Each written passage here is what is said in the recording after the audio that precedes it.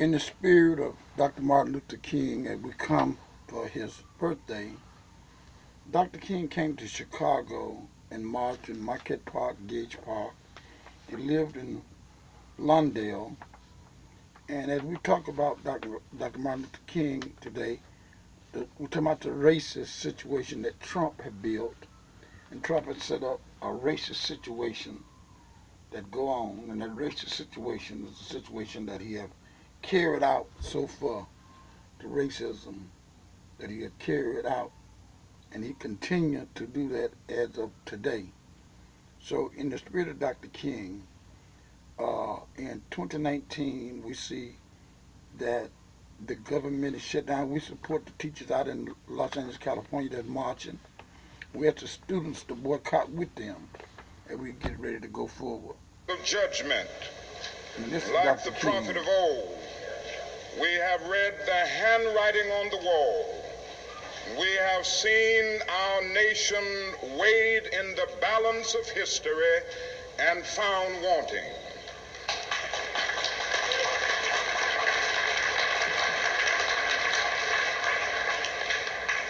We have come because we see this as a dark hour in the affairs of men. For most of us, this is a new mood. We are traditionally the idealists. We are the marchers from Mississippi and Selma and Washington. This is Dr. Martin Luther King. Who staked our lives on the American dream during the first half of this decade. Many assembled here.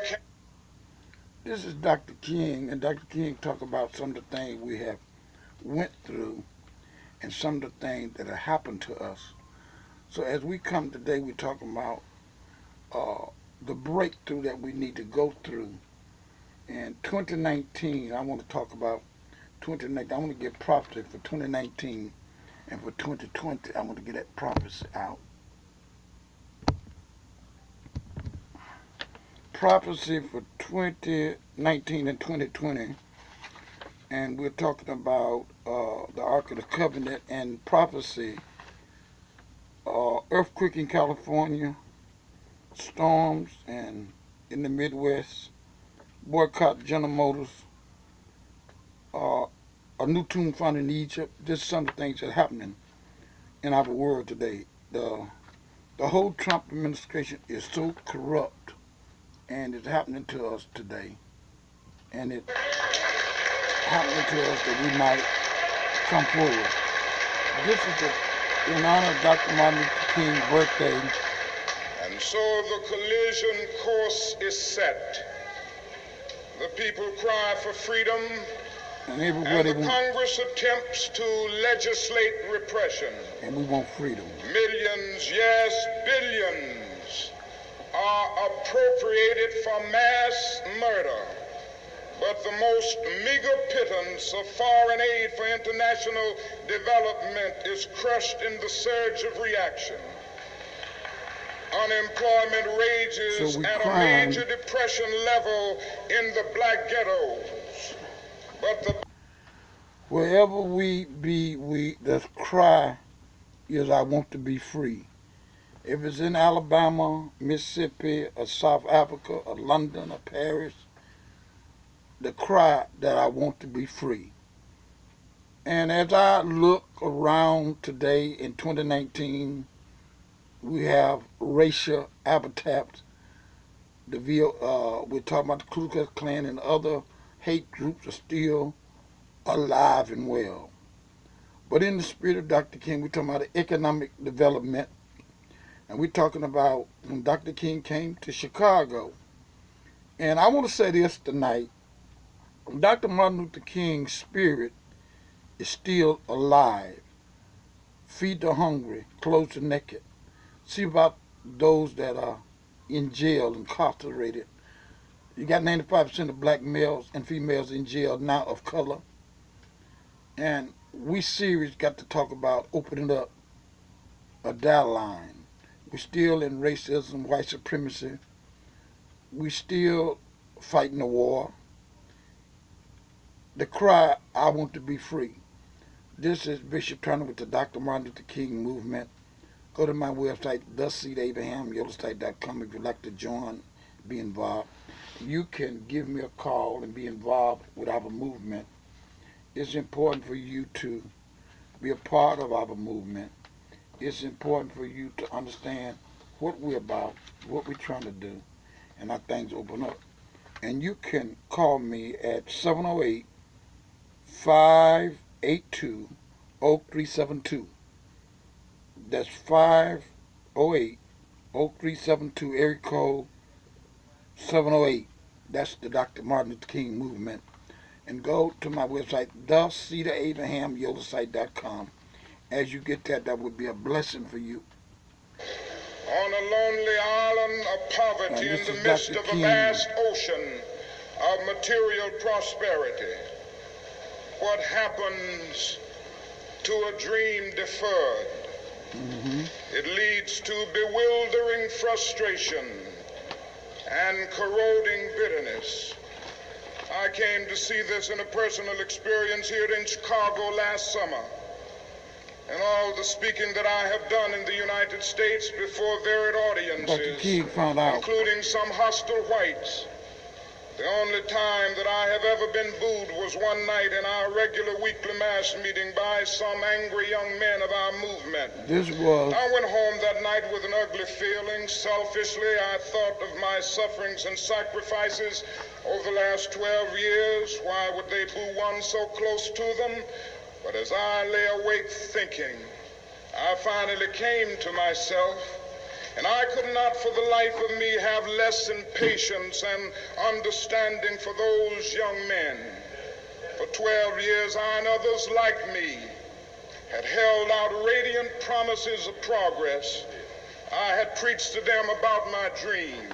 I had lectured to them about the not too distant day when they would have freedom all here now. I had urged them to have faith in America and in white society. Their hopes had soared. They were now booing me because they felt that we were unable to deliver on our promises. They were booing because we had urged them to have faith in people who had too often proved to be unfaithful. Be liars. They were now hostile because they were watching the dream that they had so readily accepted turn into a frustrating nightmare. This situation is all the more ominous in view of the rising expectations of men the world over.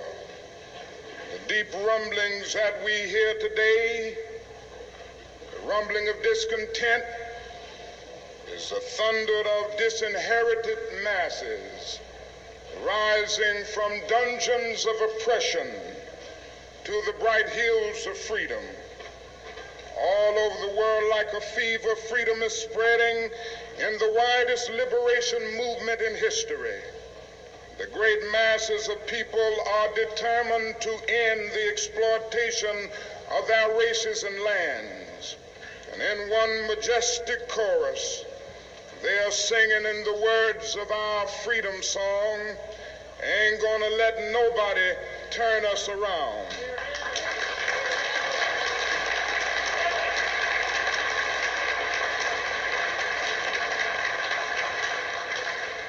So the collision course is set. The people cry for freedom, and the Congress attempts to legislate repression. Millions, yes, billions, are appropriated for mass murder. But the most meager pittance of foreign aid for international development is crushed in the surge of reaction. Unemployment rages at a major depression level in the black ghettos. But the bipartisan response is an anti-riot bill rather than a serious poverty program.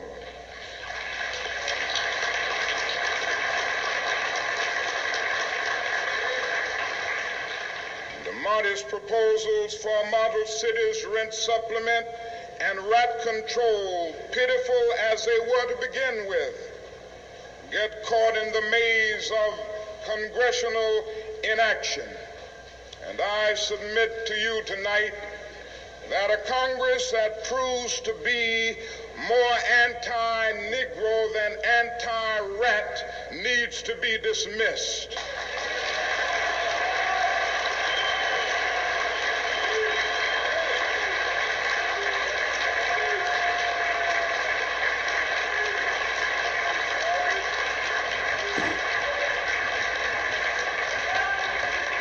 Some of the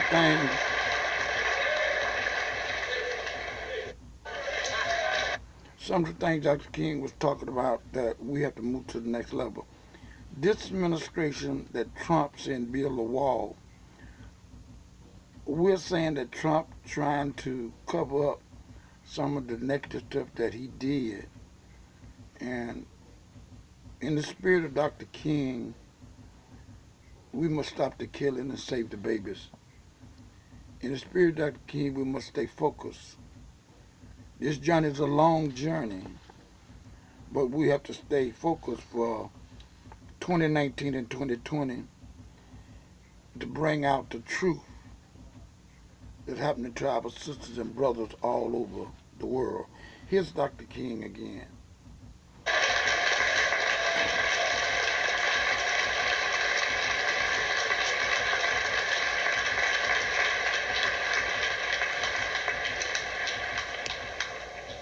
I wish that I could say that this is just a passing phase in the cycle of our nation's life.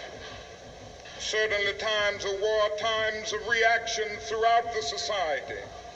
But I suspect that we are now experiencing the coming to the surface of a triple-pronged sickness that has been lurking within our body politic from its very beginning. The Dr. Martin Luther King movement. That is the sickness of racism, Racism is still excessive real. materialism and militarism.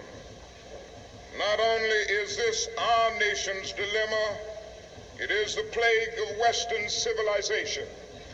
As early as 1906, W.E.B. Du Bois prophesied that the problem of the 20th century will be the problem of the color line. Now, as we stand 2/3 into this crucial period of history, we know full well that racism is still that hound of hell which dogs the tracks of our civilization.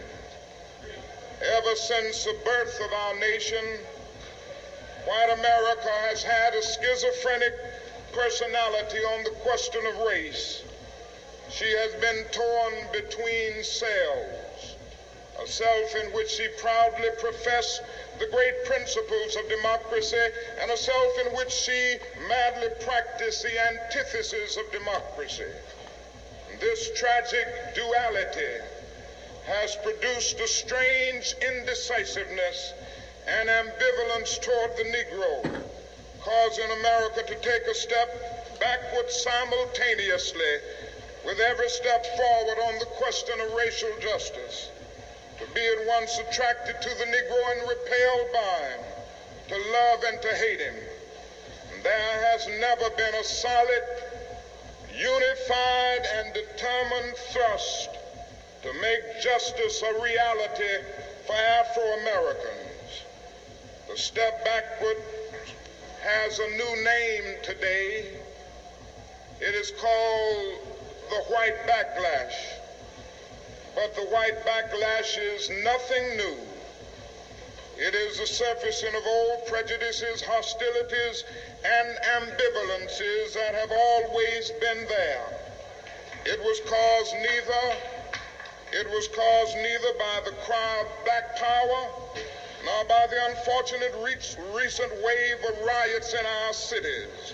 The white backlash of today is rooted in the same problem that has characterized America ever since the black man landed in chains on the shores of this nation.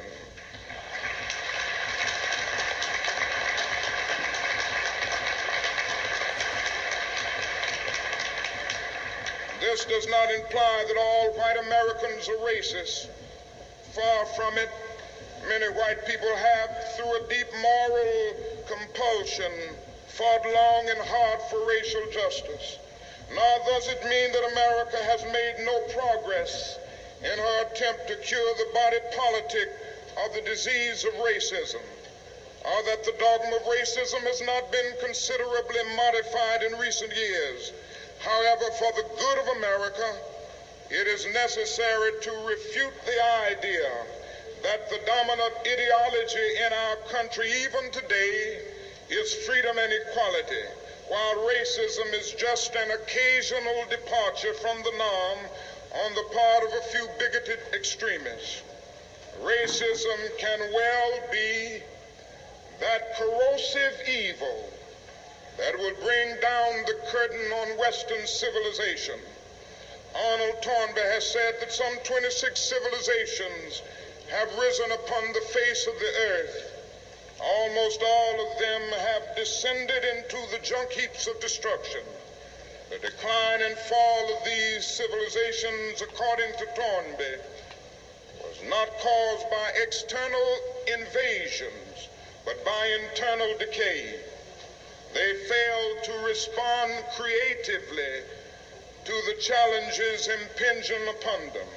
If America does not respond creatively to the challenge to banish racism, some future historian will have to say that a great civilization died because it lacked the soul and commitment to make justice a reality for all men.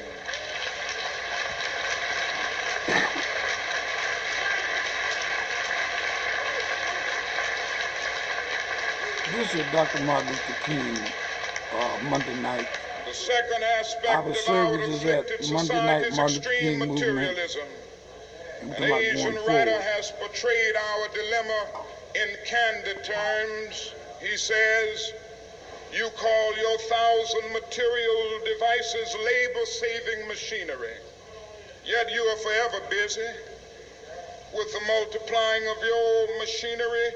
You grow increasingly fatigued, anxious, nervous, dissatisfied. Whatever you have, you want more. And wherever you are, you want to go somewhere else. Your devices are neither time-saving nor soul-saving machinery. There are so many sharp spurs which urge you on to invent more machinery and to do more business. This tells us something about our civilization that cannot be cast aside as a prejudiced charge by an Eastern thinker who is jealous of Western prosperity. We cannot escape the indictment. This does not mean that we must turn back the clock of scientific progress. No one can overlook the wonders that science has wrought for our lives. The automobile will not abdicate in favor of the horse and buggy, or the train in favor of the stagecoach, or the tractor in favor of the hand plow, or the scientific method in favor of ignorance and superstition. But our moral lag must be redeemed. Must be When redeemed. scientific power outruns moral power, we end up with guided missiles and misguided men.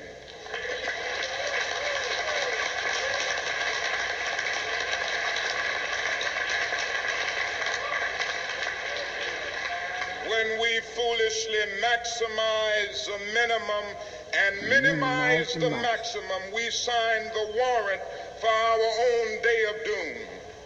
It is this moral lag in our thing-oriented society that blinds us to the human realities around us and encourages us in the greed and exploitation which create the sector of poverty in the midst of wealth.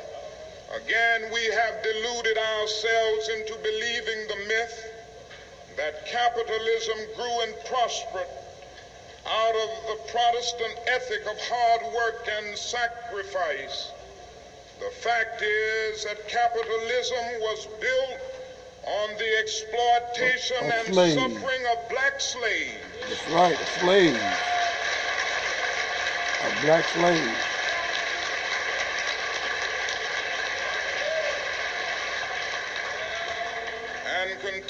to thrive on the exploitation of the poor, both black and white, both here and abroad.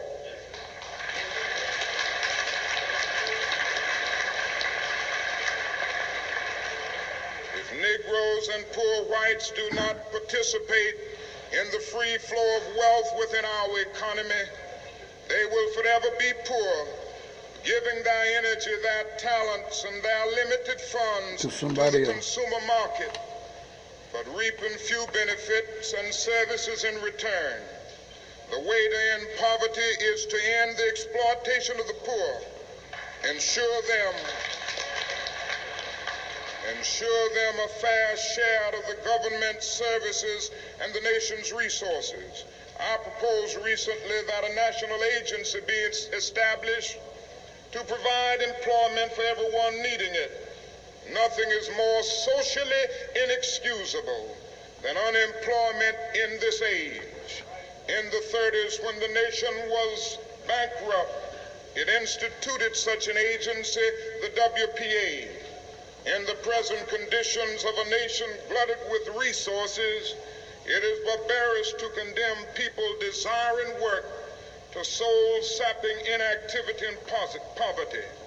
And I am convinced that even this one massive act of concern would do more than all the state police and armies of the nation to quell riots and still hatreds.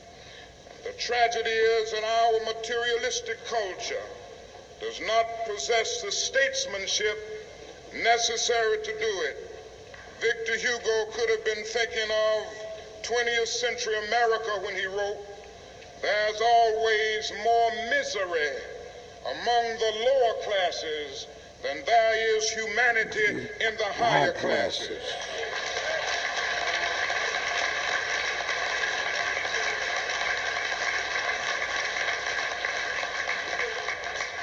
The time has come for America to face the inevitable choice between materialism and humanism.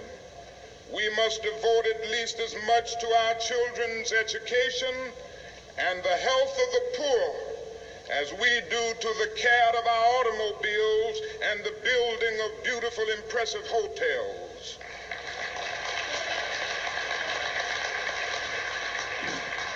We must also realize that the problems of racial injustice and economic injustice cannot be solved without a radical redistribution of political and economic power. Yes.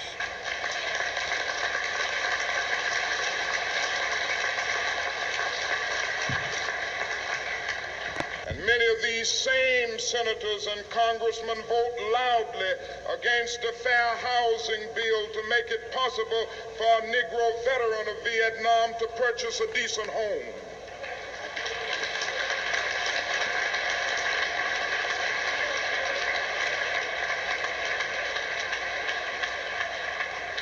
We arm Negro soldiers to kill on foreign battlefields, but offer little protection for their relatives from beatings and killings in our own South. Racism is still one of the main things that we got going on in America. And we got to deal with the racism that's going on in America. And I just want to say, hey, what's up, my friend Calicanut here. And that's some of the things that's happening. I need not pause to say how very delighted I am to be here tonight, and how very delighted I am to see you expressing your concern about the issues that will be discussed tonight by turning out in such large numbers. I also want to say that I consider it a great honor to share this program with Dr. Bennett, Dr. Comminger, and Rabbi Heschel, some of the distinguished leaders and personalities of our nation. And of course, it's always good to come back to Riverside Church. Over the last 8 years, I have had the privilege of preaching here almost every year in that period. It is always a rich and rewarding experience to come to this great church and this great pulpit. I come to this magnificent house of worship tonight because my conscience leaves me no other choice. I join you in this meeting because I am in deepest agreement with the aims and work of the organization which has brought us together, clergy and laymen concerned about Vietnam. The recent statements of your executive committee are the sentiments of my own heart, and I found myself in full accord when I read its opening lines. A time comes when silence is betrayal. That time has come for us in relation to Vietnam. The truth of these words is beyond doubt, but the mission to which they call us is a most difficult one. Even when pressed by the demands of inner truth, men do not easily assume the task of opposing their government's policy. I feel tonight as we come to talk about Dr. Martin Luther King movement and how Dr. King been working for us, we come tonight to pray for you, and we talk about Dr. Martin Luther King movement and what Dr. King did for everybody. We're praying for you, and we want to tell you that white supremacy is real, but we must come together. First, you got to know yourself, love yourself, be yourself. And once you can get in that thing, you can do it. It's a scripture I want to read for you. It says, "For God so loved the world that he gave his only begotten Son, that whoever believes in him shall not perish." And tonight I want to share with you on Dr. King movement that we have to, Dr. King taught us to come together and we shall overcome. And all the complex things that we got, we still can overcome. But the problems we have in school, in education, problem we have on the job, problem we have race mix. One thing we need to do is begin to get our own. We're talking about the $1 trillion flow. We're talking about working with our ancestors. We're talking about coming and being together. I want to share with you on Dr. Martin Luther King Jr. birthday. We need to stay and understand that we must work together or we would destroy ourselves. The killings, the mass murders, the storms that have been going on over the years. I'm glad to be here tonight on Dr. Martin Luther King birthday to tell you there's still hope, to tell you God still got a way for you, to tell you that God will open up a door for you. Get ready for a breakthrough. Carolyn, I'm praying for you. I'm praying for the families that lost so much in Vietnam War, in Korean War, in the war of the streets of Chicago and the streets of Detroit, and the streets of Alabama, Mississippi, Georgia, Arkansas, Louisiana, and in the streets of Las Vegas, Philadelphia, Ohio, Minnesota, all over America, the mass murder that's going on. I want to say to you, I just believe that one that knows itself, love itself, he will be able to do itself. And I just think that's the time of the day that we need to come together and to bring together love. You need to work your business, whatever it might be. Whatever you need to do, you need to work it. And as we come in 2019 and 2020 to come together to mass a blessing for you, I'm praying for you in Alabama, Mississippi, Arkansas. And if you need to call me, you need to 708-582-0372.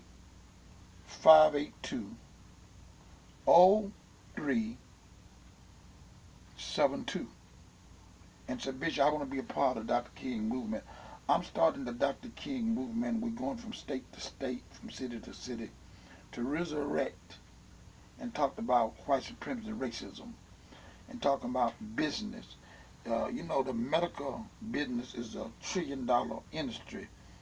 High blood, low blood, all of that stuff is money that's being given. I want you to get ready to break that yoke, that bond that they break. I want you to get ready to break all that. I want to let you know it's a $1 trillion energy, but that energy supposed to be for me and you. I want you to get ready. And today, and we talk about a $1 trillion energy, I want you to get ready and be a part of that. As we come in honor of Dr. Martin Luther King, SCLC, Dr. King Movement, and Marcus Garvey, Malcolm X, and all them fighters that was there, Malili Muhammad, Frank Cook, Dan Cook, and those that fought, Bishop Rawls, Bishop Gatemouth Moore, Reverend C.L. Franklin, all those men of God that stood up. I'm standing up to tell you you can make it. I'm concerned about your economic development. I want to work with you and let you work with me. This is Bishop Turner. Call me. I want to pray with you. If you got a problem on your job, if you said, Bishop, it's so much of racism, I want to come and we sit down and work out a course of action that will help you. Call me. 708-582-0372. Call me. I want to be a miracle for you, and I want to be a blessing for you. And Dr. King said that no man can live alone. I need you, you need me, and we need each other. And Dr. Neely Fuller said we're behind enemy lines. And Dr. King said that he asked God to let him live where he could see black men got baseball teams, football teams, and got jobs and making $1 million contract for bringing it home to other people. I remember when Dr. King came to Chicago, he came to the West Side organization. Thurston, Chester Robbins was there. Dr. King said this was a well-organized organization. That's Roosevelt and Ashland, the West Side organization. We know about it. Dr. King came there. We marched in Marquette Park and Gage Park. And Daley said he don't want nobody to support Dr. King. Reverend Clary supported him. Reverend John Thurshett supported him. Reverend Evelyn Bless